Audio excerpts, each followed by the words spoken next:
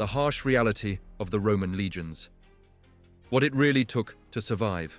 Rome conquered much of the ancient world with soldiers' history transformed into legends. We remember the shields, the iron discipline, the eagle standards, and the armies advancing across Europe, North Africa, and the Middle East. But the monuments hide a harsher reality. For the ordinary legionary, Rome was not experienced from a palace or through lines drawn across a map. It was experienced through exhaustion, obedience, uncertainty, and years spent far from home. Before facing an enemy, a recruit first had to survive the institution that turned him into a soldier.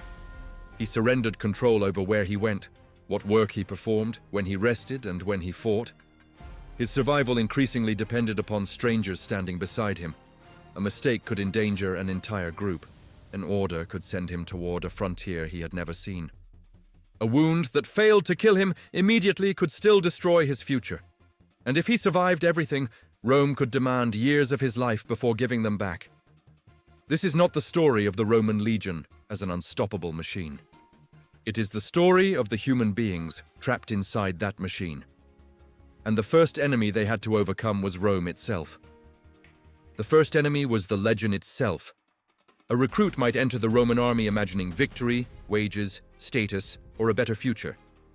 What he encountered was obedience. The legion could not function as a collection of independent warriors. Ancient combat demanded cohesion. When formations collided and fear took control, one frightened soldier retreating at the wrong moment could expose the men around him. Rome therefore needed something more dependable than courage. It needed men conditioned to remain useful under pressure.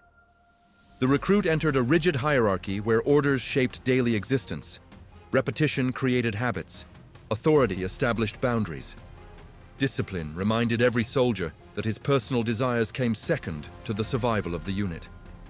That transformation was psychological as much as physical.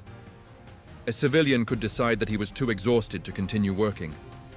A soldier on campaign might not have that choice. A civilian confronted with danger could attempt to escape.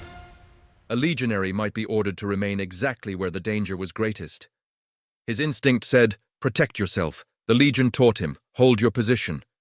Over time, something remarkable could happen. The strangers around him became the men upon whom his life depended. Shared hardship created loyalty, and military identity began replacing part of the independence he had surrendered. But belonging did not make the system equal. Behind the apparently uniform ranks existed differences in authority, reputation, responsibility, specialized knowledge, and access to opportunity. Two men could march beneath the same Roman eagle and experience completely different military lives. And sometimes, where a man stood inside that invisible hierarchy could influence whether he survived what came next. The invisible hierarchy that decided who survived.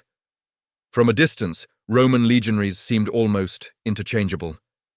The same shields, disciplined formations, and standards created the image of thousands of men functioning as one. Inside the legion, reality was different. Rank could determine responsibility, privilege, exposure to danger, and access to opportunity. Ordinary legionaries formed the foundation, but around them existed centurions, junior officers, standard-bearers, administrative personnel, and soldiers selected for specialized duties. Ability mattered. Literacy could open paths into clerical work. Technical knowledge could make a man valuable in construction, surveying, engineering, or other military functions. Experience created another advantage. A veteran understood dangers that an inexperienced recruit might recognize too late. But promotion did not necessarily mean safety. Centurions carried authority, yet leadership could place them in exposed positions during combat. Standard-bearers possessed prestige, but the symbols they carried could make them highly visible. A specialist might escape some routine duties, only to be sent wherever his expertise was urgently needed. Reputation mattered too. Soldiers became known for reliability, competence, courage, or indiscipline.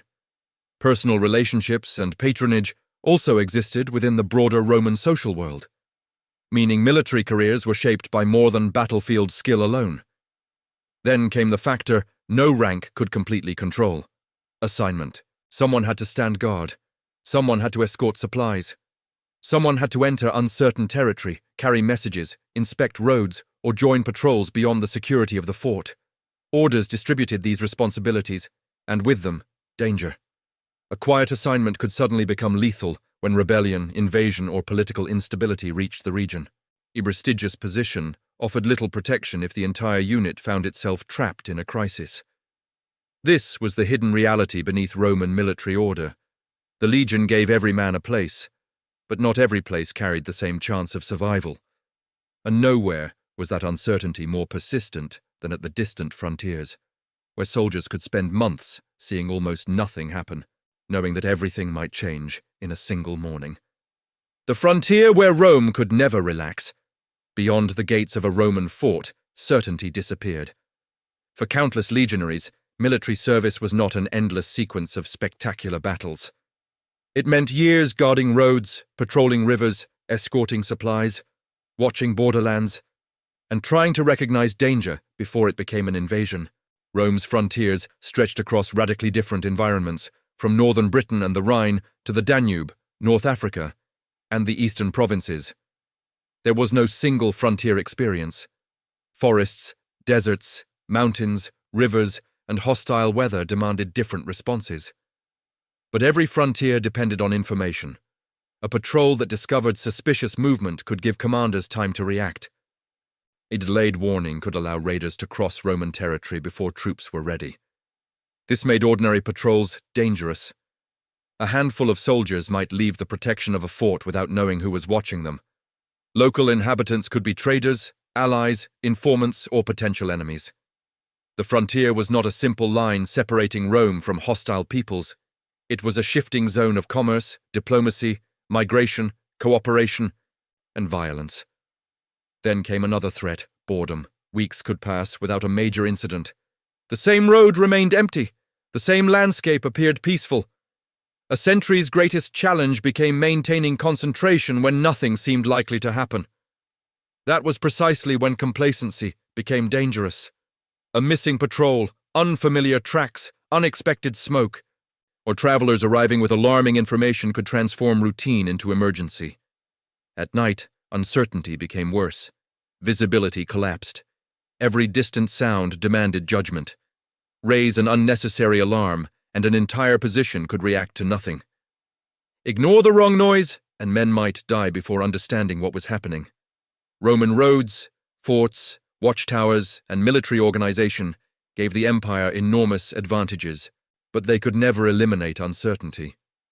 The frontier demanded a peculiar kind of endurance, remaining prepared for violence during long periods of peace. And when violence eventually arrived, surviving the clash itself was sometimes only the beginning. A soldier could leave the battlefield alive and still discover that one wound had already decided his fate. The moment a wound changed everything. The weapon misses the heart. The soldier remains conscious. The enemy retreats. He believes he has survived, but in Roman warfare, a wound could continue killing long after the battle ended. A cut could become infected. A fracture could destroy a military career.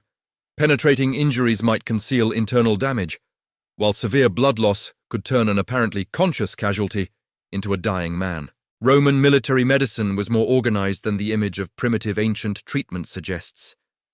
Medical personnel could clean and dress wounds, treat certain fractures, use specialized surgical instruments, and care for soldiers in military medical facilities found at some permanent bases.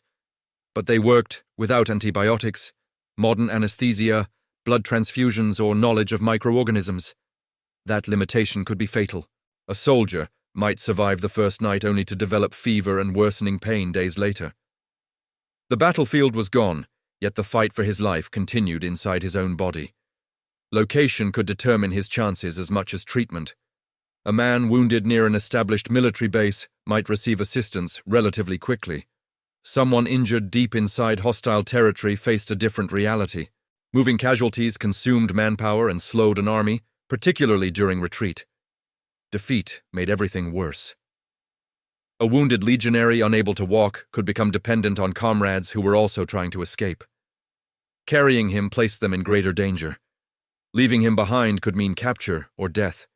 Even recovery did not guarantee that life returned to normal. A damaged hand could prevent a soldier from handling weapons effectively. A serious leg injury could make prolonged movement impossible. Permanent disability might end the military future around which he had built his identity and expectations. The difference between veteran and casualty could therefore come down to centimeters, timing, medical skill, and luck. Roman armor reduced certain dangers. Discipline prevented others. Medical knowledge saved some men. Nothing could guarantee survival, and every soldier who failed to recover created another problem for the men still standing. Because when the legion continued moving, it depended upon specialists whose knowledge could be far harder to replace than another shield in the formation. The soldiers Rome could not afford to lose. A Roman army reaches a river with no bridge.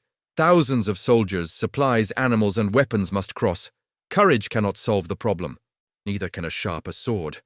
Now Rome needs specialists. Behind the famous infantry stood engineers, surveyors, craftsmen, artillery crews, signalers, clerks, medical personnel, and standard-bearers. Their skills reveal why a legion was far more than a formation of heavily armed men. Roman military power depended on solving practical problems quickly. Surveyors helped understand terrain and organize construction. Engineers turned natural obstacles into manageable challenges. Craftsmen maintained weapons, armor, wagons, tools, and structures, because an army operating far from major cities could not simply discard everything that broke. Sieges made technical knowledge even more important. Artillery had to be maintained and positioned. Defensive obstacles had to be overcome. Earthworks, trenches, ramps, and other structures transformed warfare into a contest of engineering as much as violence. Communication required specialists too. Once battle began, thousands of men could not depend on shouted instructions alone. Dust, distance, movement, and noise made commands difficult to hear.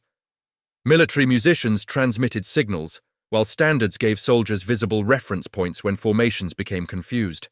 Administration was equally essential. Someone had to record personnel, organize information, track supplies, and transmit orders.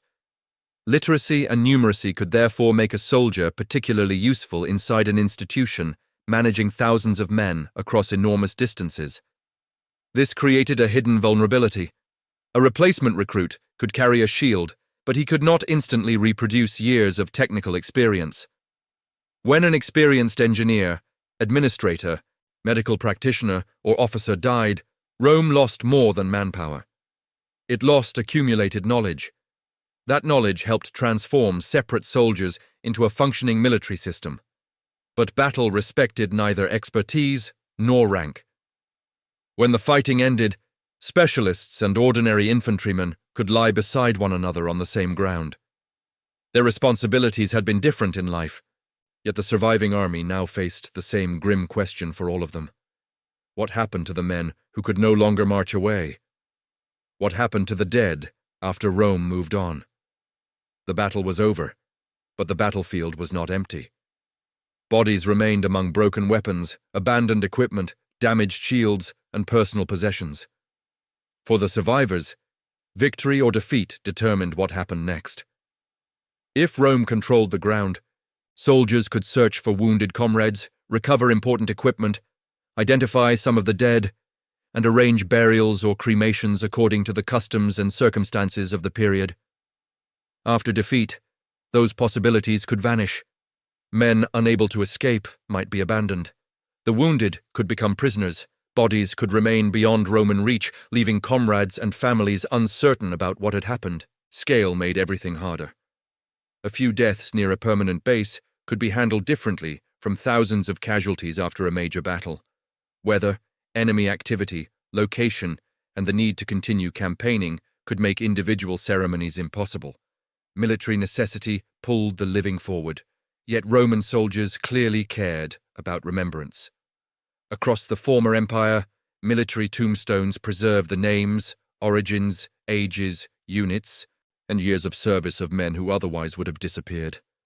Sometimes another soldier arranged the memorial, revealing relationships formed far from home. A few carved lines could preserve an entire existence. Archaeology exposes an even harsher reality: human remains, damaged equipment, and objects recovered from military contexts can reveal violence that written histories reduce to phrases such as heavy losses or the army was destroyed. Those phrases hide individuals. A casualty figure does not show the soldier calling for a wounded companion, the man who could not escape, or the friend forced to decide whether helping someone would get them both killed. Then the army moved. The formation closed around its missing men. Duties were reassigned. New soldiers eventually occupied empty places. That ability to continue after loss helped make Rome formidable. But it also exposed a cold truth. A legionary could be irreplaceable to the people who knew him and replaceable to the institution he served. The standards marched onward while the dead remained behind. For many soldiers, however, years of service produced the opposite fate. They survived long enough that the supposedly foreign provinces around them stopped feeling foreign at all. Rome had sent them to transform the frontier. Without realizing it, the frontier was transforming them. The legionary between two worlds. A soldier could arrive on the frontier believing he had been sent to the edge of civilization. Years later, he might call that same place home. Roman military bases were not isolated islands. Soldiers needed food, equipment, craftsmen, merchants, transportation, and countless services. Civilian settlements often developed around important forts, creating communities where military and provincial life constantly interacted. For the legionary, this meant daily contact with people whose languages, customs, religions, and traditions could be very different from those of his birthplace. At first, everything might seem unfamiliar. Then repetition changed it. The soldier learned the roads. He recognized local merchants. He adapted to the climate. Regional foods became ordinary. He encountered local religious traditions and heard foreign languages until some words no longer required explanation. Personal relationships deepened those connections. Although legal restrictions affected recognized marriages for many serving soldiers during parts of the imperial period, military regulations could not prevent human attachment.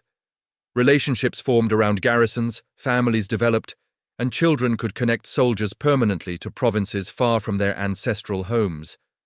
This created an extraordinary contradiction. The legionary represented Roman authority, yet he could become emotionally attached to the society Rome expected him to control.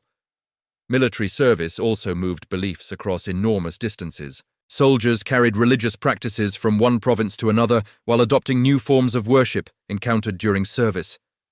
Military communities became crossroads where different identities mixed beneath Roman political authority. After decades, the question of belonging became complicated. A veteran could return to the region of his birth and discover that almost everything had changed. Parents had aged or died. Friends had built lives without him. The young recruit, who left years earlier, no longer existed. Meanwhile, the distant frontier contained his comrades, memories, relationships, and perhaps his family. Some veterans therefore remained in or near the regions where military service had taken them. Rome had sent soldiers outward to strengthen imperial control, but those soldiers also became part of the provinces themselves. This helps explain why the Roman world cannot be reduced to Rome imposing a single identity upon everyone beneath its rule. Across centuries, provincials became soldiers. Soldiers settled in provinces. Cultures interacted, and the meaning of being Roman expanded and changed. The frontier was not simply where Rome ended. It was where new versions of Rome were constantly being created. Most of the men who lived through this transformation would never appear in the great historical narratives. But they did leave traces. A name cut into stone. A letter preserved by extraordinary circumstances. A religious dedication. A discarded shoe. A personal object lost beside a distant fort. Small fragments belonging to people history almost erased. And through them, the anonymous Roman legionary can speak again. The men who never made it into the history books.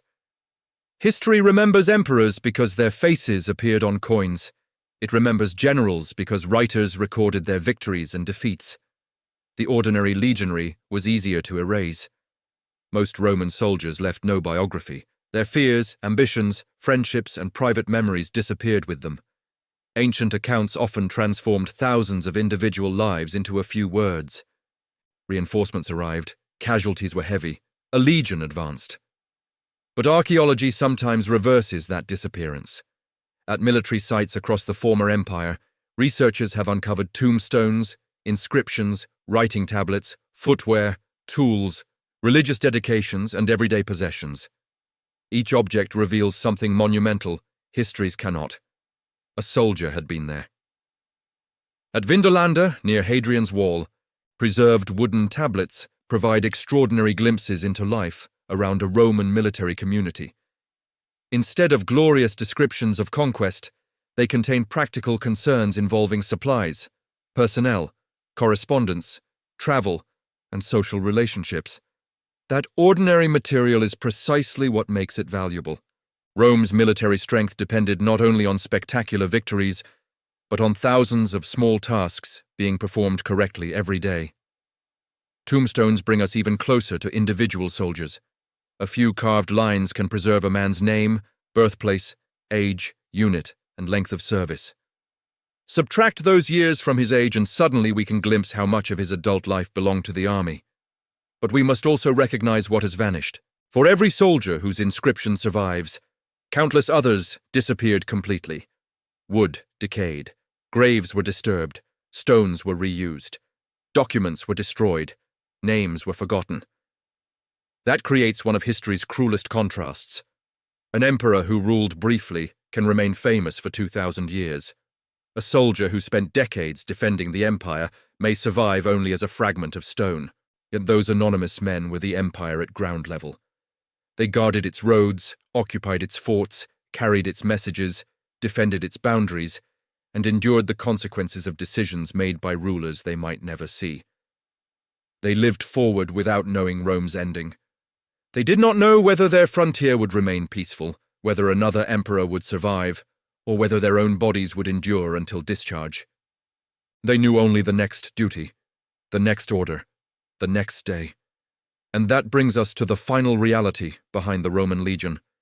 Because if a man survived the battlefield, disease, distance, discipline, and years of service, Rome had already taken something from him that no discharge payment could ever restore. His time. The true price of wearing the eagle. The eagle rises above the formation. Beneath it stand men who have given Rome something more valuable than blood. They have given it years. A legionary who survived long military service could eventually leave with experience, status, relationships, and, depending on period and circumstances, financial or material benefits. Military service could offer opportunities unavailable to many civilians, but Rome could never return the time it had taken. The young recruit who entered the army no longer existed. Years of obedience had changed him. He had watched comrades disappear from the formation. He had lived through unfamiliar climates, dangerous assignments, illness, political upheaval, and perhaps battle. His body might carry scars, his memories certainly carried names. If he returned to his birthplace, he could discover that home had changed without him. If he remained near the frontier, it might be because the supposedly foreign world had become his real home. Either way, survival had transformed him. This is what the legendary image of the Roman legion often hides. Rome's military power did not come from invincible warriors. It came from an institution capable of turning temporary human lives into lasting imperial power. One soldier died. Another occupied his position. A veteran received his discharge. A recruit entered the ranks. Commanders changed, emperors changed, frontiers shifted. The men beneath the standards grew older and disappeared. The eagle remained. That continuity created the illusion of an army that never tired. But individuals did tire. They became sick, they were wounded, they missed their families. They feared what waited beyond the fort. They watched friends die and returned to duty because the legion could not stop for individual grief. Rome thought in formations. The legionary experienced Rome through one human body, and that body had limits. This is why the later transformation of the Roman military cannot simply be explained by claiming that its soldiers somehow became weaker. Across centuries, the empire itself changed. Political instability, civil conflict, economic pressures, new strategic conditions, changing recruitment patterns, and increasingly complex frontier threats forced Roman military institutions to adapt. In the West, imperial authority eventually fragmented during the 5th century. Roman power did not disappear everywhere at once, and the Eastern Roman state continued for centuries. There was no single morning when the Roman military simply ceased to exist. There was transformation, but across all those centuries, one requirement remained constant. Someone had to carry the burden, someone had to guard the frontier, someone had to obey the order, someone had to stand beneath the eagle.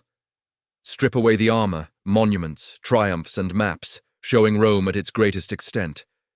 And the empire becomes something much more human. No road built itself, no fortress defended itself, no standard advanced alone. No emperor conquered territory merely by ordering it from a palace. Behind every famous campaign were ordinary men experiencing history, one exhausting day at a time. That is the harsh reality of the Roman legions. Survival required more than strength. A legionary needed discipline when instinct told him to run, endurance when his body demanded rest, comrades when isolation became dangerous, adaptability when Rome sent him into an unfamiliar world, and after all of that, he still needed luck. He had to survive the enemy, he had to survive wounds and disease, he had to survive the frontier, he had to survive years that could never be recovered. Sometimes he had to survive Rome itself. The monuments tell us what the empire achieved. The forgotten soldiers tell us what those achievements cost. We remember the Roman legion because it survived in history. But the men who made it possible could never do the same. The Roman eagle became immortal because generations